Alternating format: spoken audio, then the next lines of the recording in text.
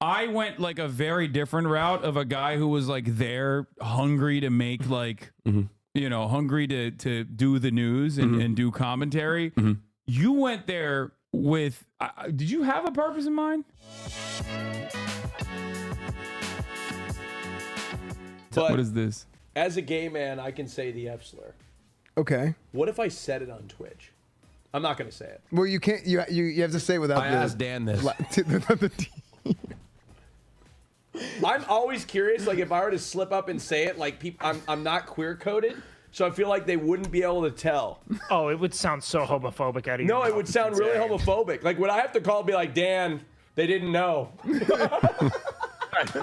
Dan, they didn't know. You know what I mean? Yes. By the way, hold on. And then he dodged the question, but then he answered. And he actually came up with a really good answer. He's like, you can't really moderate that. So like it would be a bunch of like right wingers saying the F slur, just being like, no, but I'm gay. And then they would never be able to moderate it. So that's the problem. So I get that. Answer for this, Austin.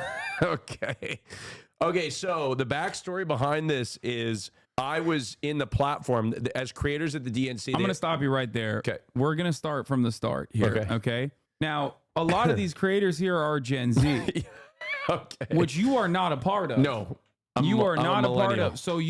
So which one was it? Were you like really libbed up and you wanted to be on camera, or were you really excited at the prospect of being featured in a Gen Z photo? No idea that this, I didn't know. Okay, there's two options. Which one is it? It was totally just to be on camera. Oh, I okay. had no idea what this was about. So this is what happened. So I'm in the.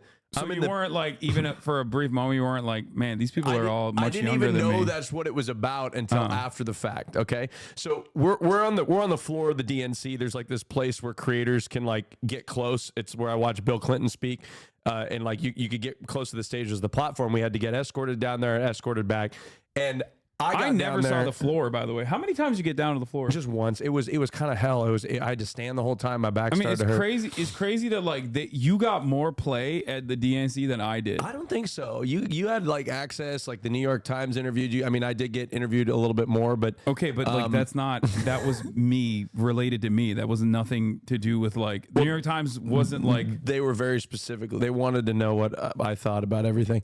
But anyway, regardless. Back starting to hurt while pretending you're Gen Z Lamau. Okay, so I'm on the platform and there starts to be whispers on the platform. They're like, oh, let's hold on before everybody continue. Keep this up because it's important for the clip. So, you want to put this on TikTok? I don't know. It may, but just in case, we got to have the context. So we're on the floor and I start to hear whispers. Okay, about like she's gonna speak. She's gonna speak. She's gonna be able to speak, and they're like. Gather around and I'm like, oh shit, she's gonna be on national television. So immediately I open up my phone and I text my mom. I said, Mom, I'm about to be on national television. And so I position myself and bully my way in there. I had to like crowd my way in there. And I'm like, okay. Stomped on a few Gen Z heads to get there. I was moving some Gen Z people out of the way so I could get on. So get the out of here, kid. And I was like, okay. And then I saw the camera come on. I was like, okay, here's my moment. I see the camera. All right. And I like looked at the Jumbotron and I could see like the live feed. So I kept having to get on my tippy toes because there was a layered platform. She was elevated. She was at a higher platform.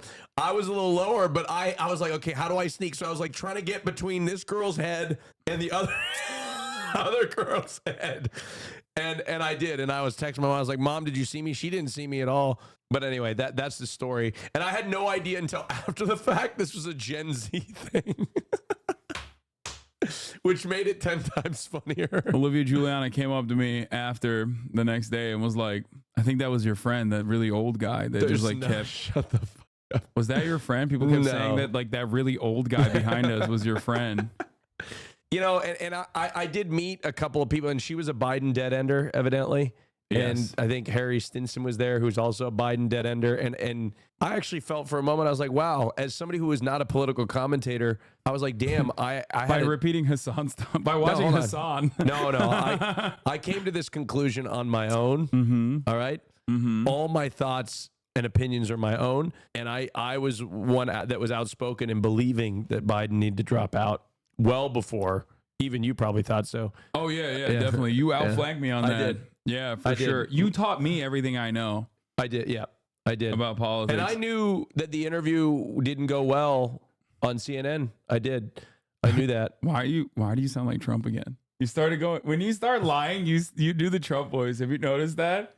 I knew the interview didn't go well. I start to speak in his yeah. cadence. Yeah. But I did know. I did. You did it again. But I didn't know. Many people were saying Everybody was saying it, but I did know. I really did. Everyone I shouldn't have, but I knew. did. I really shouldn't have, but I did. You and I had the exact opposite like DNC experience. Yeah. Yeah. Where I went like a very different route of a guy who was like there hungry to make like, hungry to do the news and do commentary. You went there with, did you have a purpose in mind? I wanted to collaborate as much as possible. With who? Well, with you, if you would let me, but I often couldn't get it. Started off when we arrived, Hasan was like hot. He's like, "You're my liberal correspondent." Yeah. It lasted about 45 minutes. And after that, I never saw him for the rest of the trip. Well, he's like, because- "You're my liberal correspondent." I was like, "Hasan, I'm going to take a nap." And the moment I took a nap, evidently, like I was out in his eyes. I was like, down. because you were like, "Oh, I'm really tired" the first day, and I was like, "Okay, well, I'm gonna go to the Palestinian protest, and then I'm gonna go into the DNC. I'm not gonna like wait for you." Well, no. But then after that, I couldn't find you. It was like, I couldn't get into the suite. I was and then trying to get into the suite. the last day he wanted to get into the suite, but he couldn't get into the suite because I got kicked out before he could even get into the suite. I would have though, but I was talking. I had dude. I had a whole plan. Did I tell you my plan? Like I had I was gonna call your manager because they were like, I was like, can I go in the box? Like I know him. Like I was talking to my contact. I was like, I know him. Can I go in the box? And she's like, well, we need approval first. And I'm like, from who? And they're like, his manager or him. And I was like, well, I can't get. He's not going to say yes. So I was like, I was going to go through your manager to get. Wait, in the you think box. I was going to say no? Well, I would have said yes. I know, but I couldn't get a hold of you. There was no way to get a hold of you, so I had to go through your manager. He no, it just wasn't hung Marsh. out with the I've had it ladies. Marsh wouldn't answer my phone calls. He hung out with the I've had it ladies, and then also like interviewed Stacey Abrams. Yeah, I don't know and how shit. the fuck I ended up with that. I was just The walking DNC around. is just like they are doing no background searches whatsoever. Well, they hold were on, like, but I did a great interview with. Actually, I asked Stacey Abrams. So I've had it, ladies. where did you post the interview? I didn't post it. They did. So I've had it ladies. I've had it, posted. ladies that were going around interviewing people. Had it or hit it. You know, they have this segment. Had it or hit it. And I interviewed Stacey Abrams, and the first question I asked her was, Stacey, I didn't call her Stacey, Mrs. Abrams. What did I say? I don't remember what I said. I didn't call her by a name, I don't think. But I said, had it or hit it, Marjorie Taylor Greene. And she did not like that question.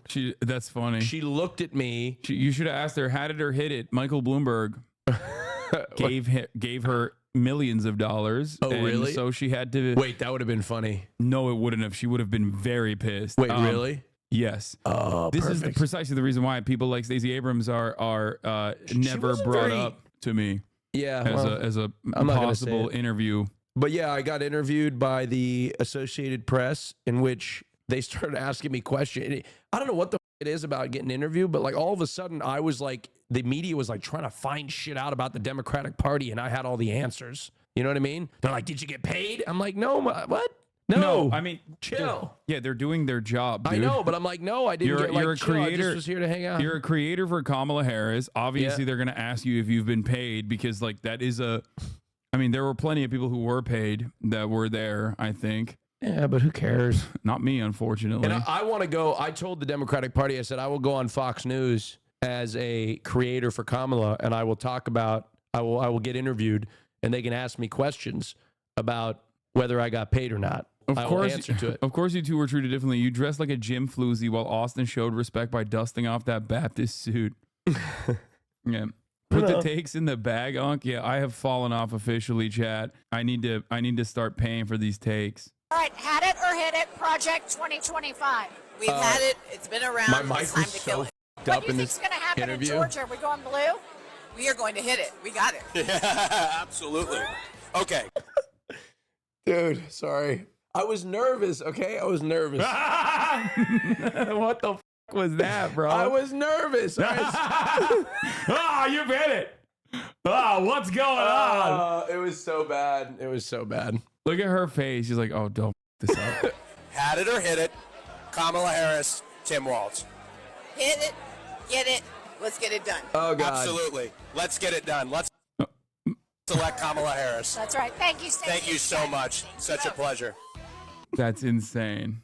Well, that went a lot worse than I remember. Oh my Lord. How do you, oh yeah. World's most lived up homosexual interview, world's most grifted up politician. Yeah, Stacey Abrams is. We were supposed to interview. You should have asked her, had it or hit it, your best friend who's a lawyer who you funneled a shit ton of campaign contributions now, hold on. to. Stacey and I are good friends now.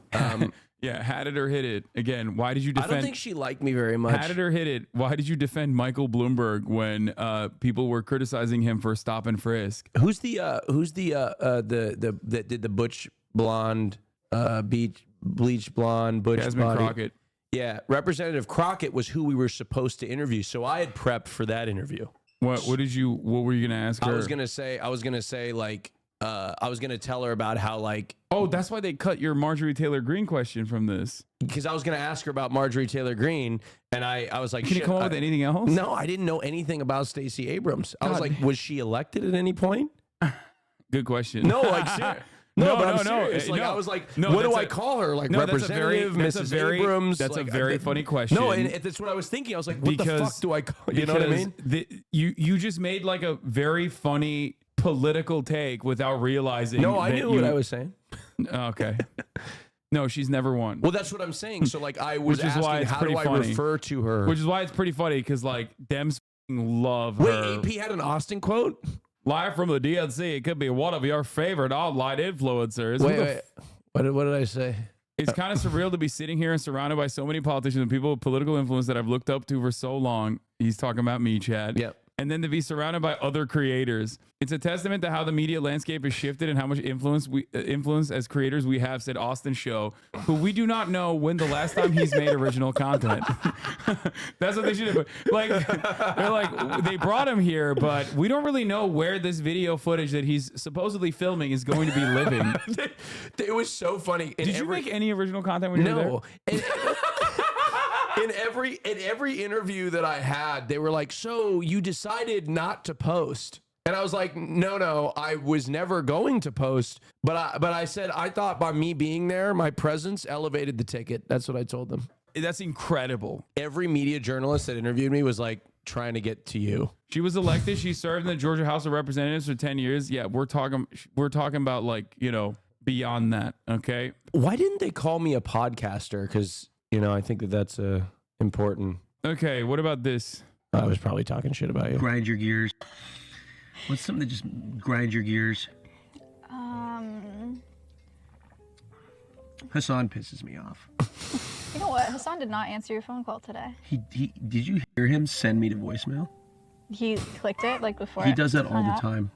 It's true. He does that all the time. You know what's crazy? Well, I'm doing a panel at TwitchCon with Hasan. Yeah, I know. I don't even know if he knows. No, he knows. Does he? Yeah, because I asked him to do my show, and he's like, I'm doing a show with Maya. Wow, because we haven't talked about it at all. No, he knows. He knows he's doing it. That's crazy. Did you just like tell him he was doing it and put it on his schedule? I said, I'll do this if you do this, and he said, same. And I was like, okay, so are you doing it? And then he didn't respond. So I confirmed us both. That's a great idea. Yeah. That's what you have to do. I confirmed him for my show too. No, I didn't. I did not. I said no. Didn't she refuse to go on Furan because she says she hates Austin? No, I think she said Hasan. What? No. And you guys misinterpreted it as Austin. Wait, when was this? Maya doesn't hate me. No, Maya hates me though, and I hate her, which is why we're gonna do we're doing a panel about fundraising at TwitchCon.